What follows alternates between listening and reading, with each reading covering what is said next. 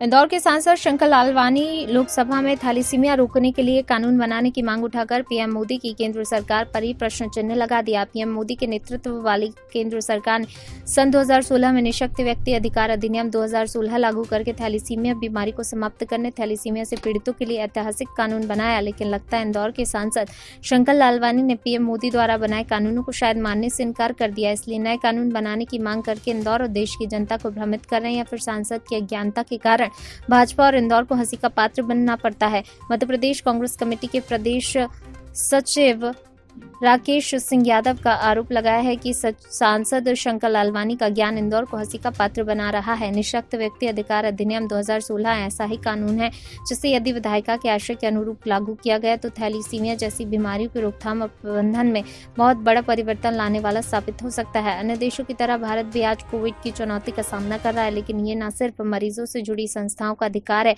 बल्कि उनका कर्तव्य भी है कि वे ऐसी स्थितियों से जूझ रहे मरीजों की विशिष्ट जरूरतों की और नीति निर्धारकों और अन्य हितधारकों का ध्यान खींचे। स्वाभाविक कारणों से बचाव की भूमिका को इससे पहले कभी समझा और सराहा नहीं गया जो आज कोविड के दौर में हो रहा है। जब किसी को इस समय सुरक्षित खून और अन्य सुविधाओं के लिए संघर्ष करना पड़ता है तो साफ हो जाता है इस रोग की रोकथाम करना, देश की अर्थव्यवस्था पर बोझ कम करना कितना बेहतर हो सकता है। दुनिया की थैलीसीमिया राजधानी जैसी उपाधि से भारत को बचना चाहिए और मरीजों से जुड़ी संस्थाओं की जिम्मेदारी सुनिश्चित करना है कि वे बीमारी की रोकथाम और प्रबंधन से जुड़े फैसलों में सहभागी हों ताकि देश के संसाधनों को विकास की गतिविधियों के लिए बचाया जा सके। ये सही समय है जब नीति निर्धारण में मरीजों से जुड़ी संस्थाओं को उनकी न्यायोचित जगह दी जाए, उन्हें केवल पीड़ित के तौर पर न देखा जाए। थैलीसीमिया बीमारी का दायरा धीरे धीरे बढ़ता जा रहा है, लिहाजा इसकी रोकथाम और प्रबंधन के संदर्भ में एक व्यापक राष्ट्रीय नीति की आवश्यकता है।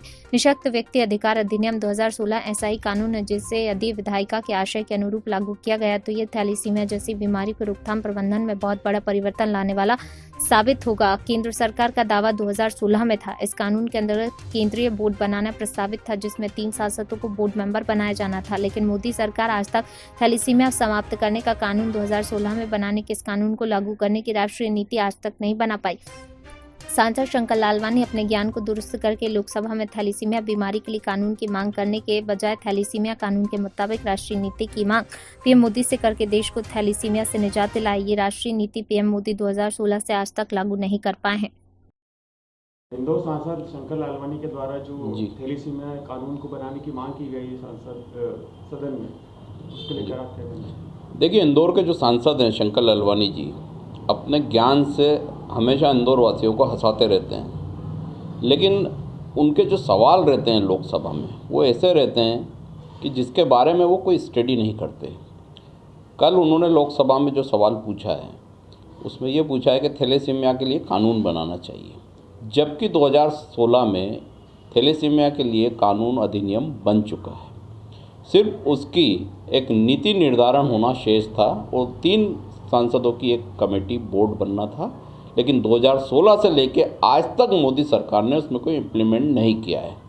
माननीय सांसद महोदय को शायद ये ज्ञान में ही नहीं था कि जिस कानून की वो मांग कर रहे हैं वो कानून स्वयं मोदी जी ने 2016 में बना दिया है और बनाने के बाद मोदी जी भूल चुके हैं।